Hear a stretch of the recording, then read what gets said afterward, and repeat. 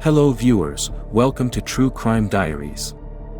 Will County, Illinois, I-55 Highway, early morning June 14, 2007.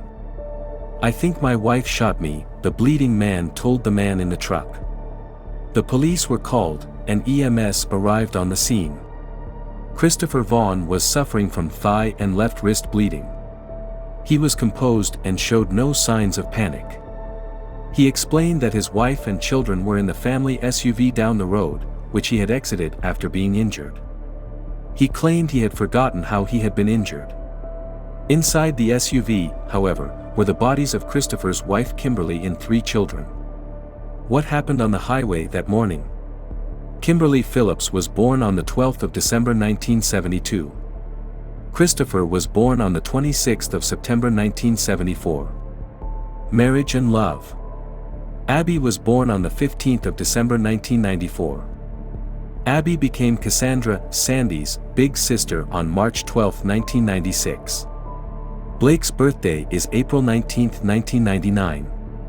Kimberly was heavily involved in her children's education, frequently volunteering in their classrooms.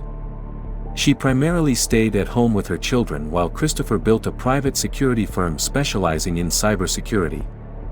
For several years, the family lived in Washington State, where Chris grew his business, and the family enjoyed the many outdoor activities available in Washington, such as hiking and camping.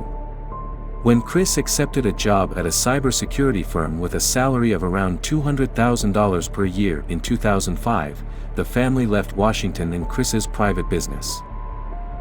Kimberly decided to pursue a degree in criminal justice online through the University of Phoenix now that her children are all in school. Chris's new job required him to make frequent business trips to Mexico and Canada. This time apart strained the marriage, which was exacerbated by infidelity when Chris had an affair while on business in Mexico. Kim also had migraine headaches that required various medications to control. Despite their marital difficulties, Chris and Kim appeared to be dedicated to their family and were planning a romantic trip for their anniversary on June 15.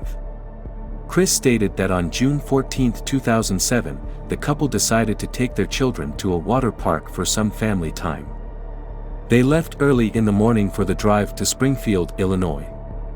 Kimberly complained of nausea while Chris was driving to the water park on I-55, according to Chris. Chris claims that this happened frequently as a result of her migraine headaches. He claimed to have stopped at a rest stop, but Kim refused to go because she was shy. He claimed he couldn't recall where he pulled over, but the SUV was discovered on a frontage road off the highway near a wooded area. He stated that he got out of the vehicle to inspect the luggage rack. When he returned to the vehicle, he noticed his leg was bleeding and exited the vehicle to seek assistance. Didn't care about the kid or his wife and walked on the highway to get help. He showed no concern or emotion for his wife or children at this point. He spoke of them in the present tense and did not inquire as to their whereabouts until police informed him that they had died. At that point, he began to speak of his wife and children in the past tense, which the defense later claimed was difficult to fake. Chris admitted to owning a gun and going to the range the day before the murders, but said his gun was at home in Oswego. He admitted to having an affair while in Mexico, but said he and Kim were attempting to mend their marriage. He was planning a romantic getaway for the weekend to mend the relationship. Chris Vaughn denied murdering his family but showed little emotion when investigators showed him photos of their dead bodies, raising their suspicions. Chris stated that Kim was not capable of killing her children, but when he returned to the vehicle that morning, he believed she had shot him. He claimed he couldn't recall the events clearly. He stated that after being shot, his mind shut off and he ran. He also stated that this is why he did not use the family vehicle's cell phone to call 911. Although not cleared as a suspect, Christopher Vaughn was not arrested at the time and was free to plan the funerals of his wife Kimberly, 34, and their children Abby, 12, Sandy, 11, and Blake, 8. Chris, his family, and Kim's family gathered in a St. Charles, Missouri funeral home before services on June 23, 2007. Family fight, Chris arrested.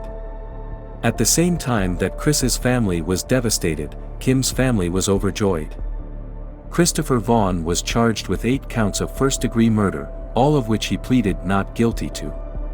He insisted that his wife shot him and killed their children before killing herself. He maintained that he had memory lapses from that day forward, giving rise to the defense theory of traumatic amnesia. While Christopher Vaughn was awaiting trial, investigators discovered that he had a $1 million insurance policy on Kimberly. Christopher was imprisoned for 5 years while awaiting trial. Christopher Vaughn was initially sentenced to death. He hired highly paid lawyers. When the state capital punishment was abolished, Chris stopped using those highly paid lawyers and hired a public defender. The defense theory was that Kimberly was experiencing personality changes as a result of the migraine medications nortriptyline and Topamax. As a result, the defense claimed she shot Christopher, then killed her children before committing suicide. This theory appeared to be supported by the gunshot trajectory, which indicated that the children were shot from the passenger side of the vehicle. The prosecution began presenting its case. 1. They presented evidence that on June 6 and 13, 2007, Christopher Vaughn purchased the gun used in the murders and practiced shooting at a shooting range. 2. Among the evidence was his affair in Mexico.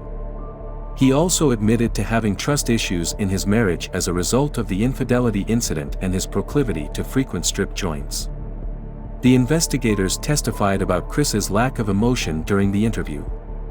3. Forensic evidence included a firearms expert who stated that the gun's muzzle was only 6 inches away from Christopher's thigh when the shot was fired. In addition, 4 bullet holes were discovered in his jacket. These holes were consistent with the passage of a single bullet made when the jacket had been wrapped or layered around the gun before it was fired, the scientist testified. 4. The prosecution's next witness was Stephen Willett. Stephen lives near Ottawa, Canada, and met Vaughn in a 2006 internet chat room. Stephen and Chris corresponded via email and online about living in the remote wilderness, camping, and survival skills. The email suggested that the defendant was dissatisfied with his life and desired to live permanently in the Canadian wilderness. Chris had even asked the witness to assist him in faking his own death, which made Willett uncomfortable. Vaughn mentioned someone named Maya in an email dated May 23, 2007 that he might want to bring with him to Canada. 5. The next witness was Maya Drake, an exotic dancer who claimed Chris was a frequent visitor to the club where she worked. He said he wanted to leave his wife and live in the Canadian wilderness, according to her. He was going to leave his wife everything, that she was going to get what she deserved, and she wasn't going to see it coming, she testified. Another dancer testified that Chris claimed to be single with no children and spent over $4,000 on her in the weeks leading up to the murders, contradicting Chris's claims that he was committed to working on his marriage. 6. Another expert witness testified about the location of blood and DNA evidence at the scene. Blood was discovered on Chris Vaughn's jacket, Kimberly's seatbelt and buckle, the passenger side of the center console, the driver's seat, and Kimberly's clothing. Kim's blood was discovered on the defendant's right lower portion of his jacket, the right side of the driver's seat back, the center console, and her own clothing. How did Kim's blood get on Christopher's jacket if he left the vehicle while his family was still alive? 7. According to an expert in shooting scene reconstruction, the pistol was semi-automatic, had fully cycled after the last shot, and was ready to be refired. In order for this to happen, the gun had to be fully supported through its firing action, the expert says. He went on to say that in suicides, the gun is frequently not supported through a full cycle and jams. He thought this finding contradicted a suicide. 8. There was no blood splatter consistent with suicide on the gun, no blood on the trigger guard, and Kimberly's hands only had 1 small drop of blood on them. This finding also backed up the prosecution's theory that Chris Vaughn committed this heinous crime and tried to frame his wife. 9. The prosecution continued its case, presenting forensic evidence indicating that the wounds suffered by Christopher Vaughn were contact or near-contact wounds, contradicting the theory that Kim shot him from the passenger side of the vehicle. Blood smearing also suggests that something smeared Kim's blood from the center console shortly after she was shot. The state concluded that this was caused by Chris reaching over her from the passenger side of the car to shoot his children. The defense began presenting its case. 1. The defense responded by claiming that a transfer stain of Chris's blood was found on Kim's thumb, presenting this as evidence that Kim unbuckled her own seatbelt after Chris was shot. 2. The defense also presented an email Kim sent to Chris a week before her death in which she stated she had told her doctor about a big personality change and anxiety change. Kim was treated by medical professionals who testified that she suffered from migraines, high blood pressure, and stress. The defense heavily relied on the theory that Kimberly's medications caused her to murder and commit suicide. Chris insisted on his innocence. After less than an hour of deliberation, the jury found Christopher Vaughn guilty on all counts. He was sentenced to 4 life sentences with no chance of parole. Several questions about Chris Vaughn's guilt remain unanswered. 1. Why was the family traveling 3 hours to a water park when there are numerous water parks closer to home? 2. Why did the family leave at 5 a.m. when the water park opens at 10 a.m. and is only a 3-hour drive away? 3. Why would he abandon his children in the care of Kim if she had just shot him? 4. Why was he so unconcerned about his children or their whereabouts while being treated for his own injuries? 5. What was the point of using a luggage rack for a day trip? 6. Why would you pull over on a remote frontage road? If Kim was sick, why would she be too shy to use a rest stop? Later, in jail, Chris admitted that he was acting as if he had forgotten everything. He was present when Kim shot kids and committed suicide. So far this case is mystery.